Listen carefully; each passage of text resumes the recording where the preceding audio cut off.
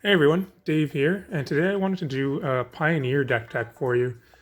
For this deck, it's a big red deck with an artifact theme to it, and I've been playing this deck since pretty much the beginning of the Pioneer format. I've seen some mono red and big red decks, but I haven't seen anyone else playing something quite like this, so I thought it might be interesting to show you. So in this deck, there are a lot of treasure tokens, and it uses those to ramp up to 4 and 5 mana to start playing Planeswalkers and Glorybringers. So the first cards that I'm going to show you are what I would call the treasure package. I've tried to fit these cards into several decks before, but I think they work the best in this one. So first cards are 4 copies of Wily Goblin. The purpose of this is just to create a treasure token on turn 2. So you also get this 1/1 goblin left over, which can be useful as a blocker or maybe to get in a little bit of damage, but it's mainly just to get a treasure on turn 2. So you can use that to start ramping. Next is 3 copies of Captain Lannery Storm. I'm a little bit sad that this card didn't really do much in Standard, because I always thought it was pretty sweet. And in this, it's also used to create treasures and start ramping you. With this one, it has haste, it's a 2/2 for 3, and whenever it attacks, you can create a treasure. But also it has this other ability, when you sack a treasure, it gets +1/+0 until the end of the turn. And in this deck, you can end up having a lot of treasures, so it is possible for this in the late game to be attacking for like 8 to 10 damage. But basically what you want to do with this is play it on turn 3. There's a pretty good chance you'll be able to attack in uncontested, so you'll make a treasure as soon as it attacks. If it survives to attack again the next turn, then that's just awesome. The next card is Treasure Map. I've got 4 copies of this. So this card is really good in this deck. You play it on either turn 2 or 3, you can pay a mana and tap this, put a counter on it, and you can scry 1. And then when it has 3 counters on it, you can flip it over into Treasure Cove. So that in itself will ramp you because you get an extra land, but it also creates 3 treasure tokens when it flips over. And these can be used for several different things in this deck. One thing is you can start sacrificing them to Treasure Cove, and then you can start drawing cards that way. Or you can also use them to burn the opponent out with another card I'm going to show you just in a little bit. But when you have this Treasure Cove, it makes these other cards like Wily Goblin and Captain Lannery Storm more useful, especially in the late game, because that means that whenever you play a Wily Goblin, it's going to make a treasure that you can sack to draw cards, so this kind of just cantrips, as well as Captain Lannery Storm. You can sack those treasures to draw cards, and then when you sack them, Captain Lannery will get +1/+0 till end of turn. So I've got these 4 treasure maps. And then next is 3 copies of Pia and Kiran Nalaar. This is another really important piece of this deck. So Pia and Kiran, it's a 2/2 creature for 4 mana. When it comes into play, you create 2 1/1 thopters. But it has this other ability, you can pay 3, sacrifice an artifact. Notably, it's any artifact, not just a thopter. And you can do 2 damage to target creature or player. I'm not sure if that's being errated to any target or not, but either way, it's at least target creature or player. So with Pia and Kiran, you can also be sacrificing the treasures that you've got to do 2 damage to something, and this deck can make quite a lot of artifacts, so it's possible to burn the opponent out quite easily using this. The next card is 4 copies of Glorybringer. This is one of the main win conditions, I guess, is if you can ramp into this on either turn 4. I don't think it's possible on turn 3, but you can definitely get to this on turn 4 and start attacking with this 4/4 flying haste. And then if you exert it, you can do 4 damage to a creature an opponent controls. So it's kind of reusable removal on this guy. So that's the main win condition there. But I've also got some Planeswalkers that you can ramp into. 2 copies of Karn, Scion of Urza. This one is pretty cool in this deck, because you can use the +1 to just be getting some card advantage, but usually what I do with this is just -2 it, do that twice, and maybe I have a Karn left over if it hasn't taken any damage. But with the -2, you create this construct token, and it gets +1/+1 for each artifact I control. So this can get really big really fast in this deck. So say for example, if I've played a Wily Goblin, then I've got a treasure that's +1 already. This counts for itself, so that makes it 2. If I play a Pia and Kiran, it makes 2 thopters. Suddenly this has 4 power and toughness. Maybe I flipped a treasure map, that gives me 3 more treasures. So this guy can get really big. And also, if I need to, I can sacrifice this to Pia and Kiran to do 2 damage to something. The next card is 2 copies of Chandra, Torch of Defiance. This card is pretty awesome. Does a lot of different things. You can be getting card advantage by +1. You can also use the other +1 to add 2 mana and start ramping, which is pretty relevant because you can be playing this on turn 3 if you go turn 2 Wily Goblin, turn 3 Chandra by sacking the treasure. That means that turn 4 you could +1, add 2 red, and then be playing a Glorybringer a turn ahead. Or you can just be using this to do 4 damage to something if you'd like, and the emblem is a win condition. Up on the very top of the curve, I've also got 2 copies of Chandra Flamecaller. This card was quite popular when it was in Standard.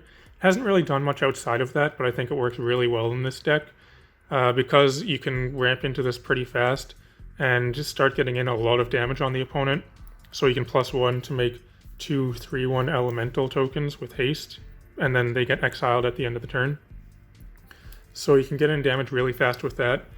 Also, because this is kind of a slow deck, it is a bit vulnerable to fast aggressive decks.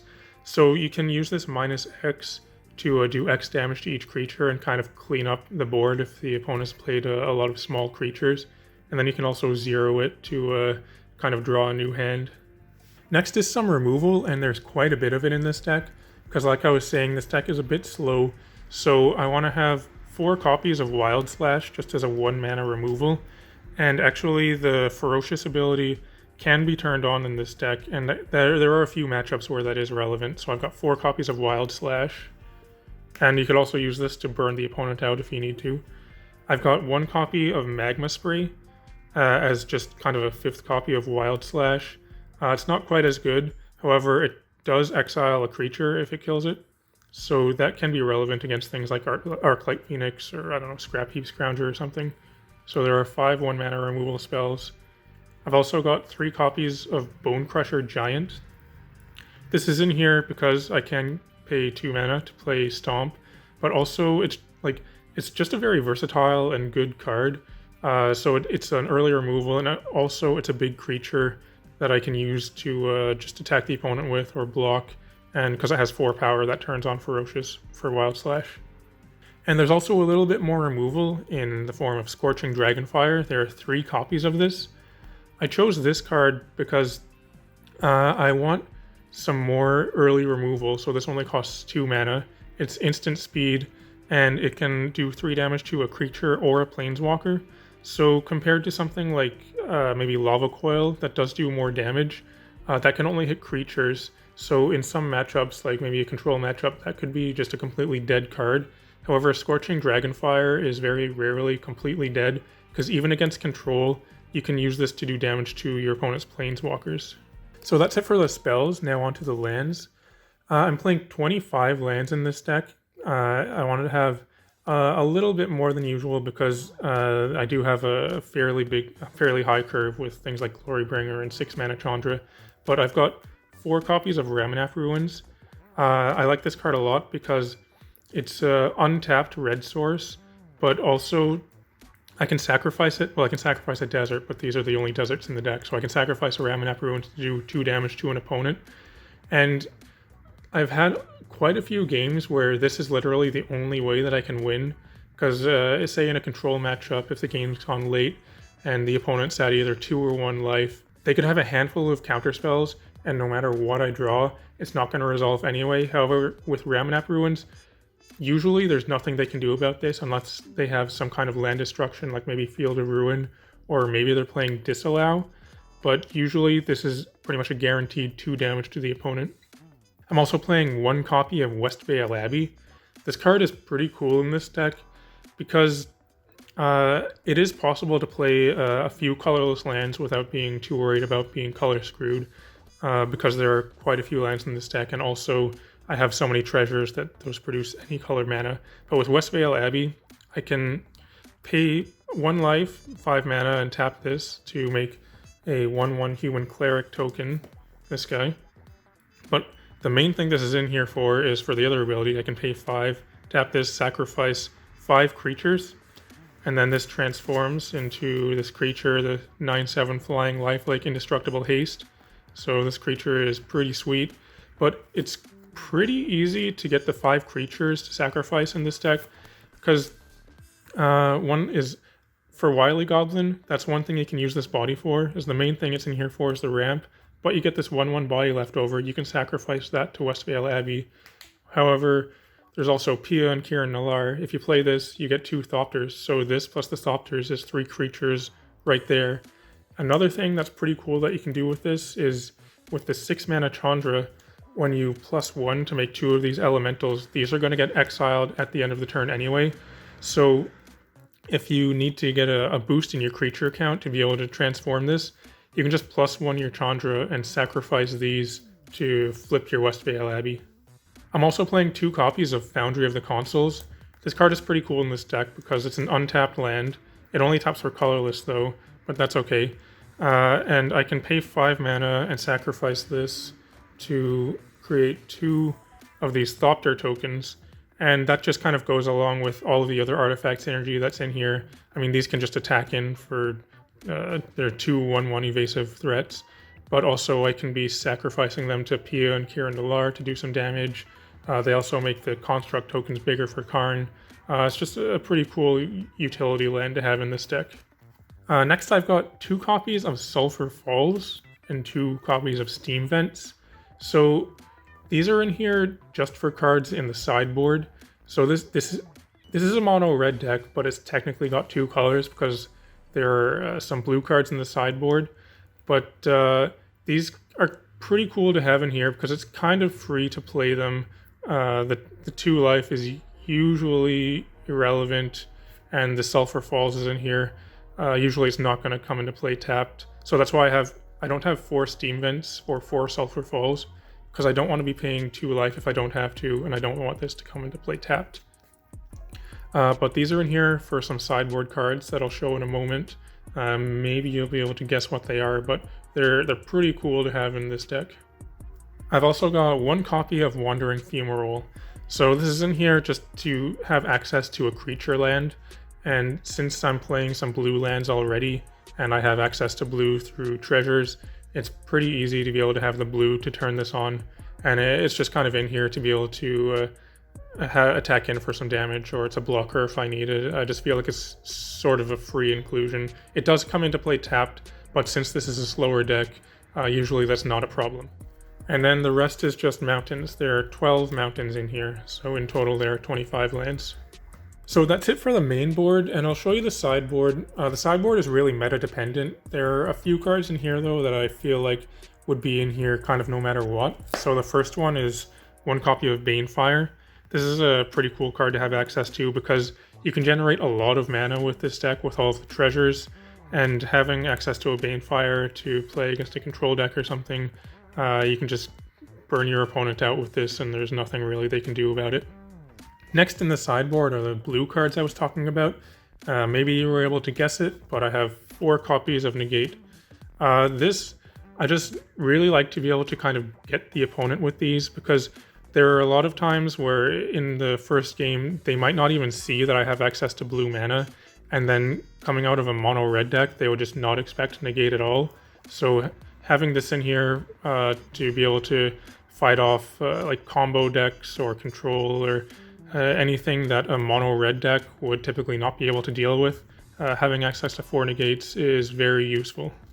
And then for the rest of the cards in the sideboard, I feel like these are pretty flexible and kind of just depend on the meta, but I've got 2 Tormod's Crypt for graveyard hate, Crumble to Dust for land destruction, a couple Anger of the Gods as a cheap sweeper. This helps against aggro decks. 2 Mizium Mortars for kind of the same reason.